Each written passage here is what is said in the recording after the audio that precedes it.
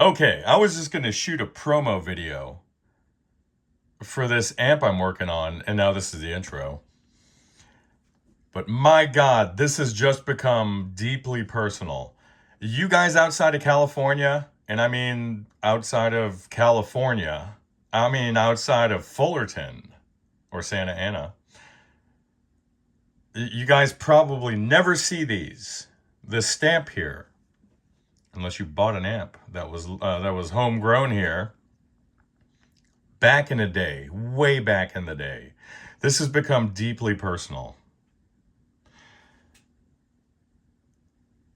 This same tech who on the 49th week of 1967 serviced this amp serviced my own 1966 Super Reverb.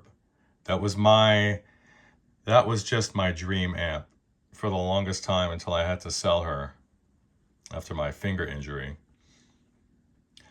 The factory service stamp on the back of mine said RC4266, and back then I ran down some old information from the factory through a friend of mine who's over in talent acquisition, and that's the same RC that's no longer with us, unfortunately.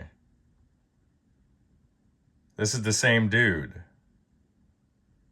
There was only one RC there in this time frame. Back then, my Super Reverb was purchased new by the original owner. By his dad actually bought it for him, and then he blew a speaker, and they drove it back to Fullerton. And RC popped out one of the ceramic tins and threw in an Alnico unit. So my amp was incredibly unique in that it had 3 original factory ceramics and 1 original factory Alnico speaker.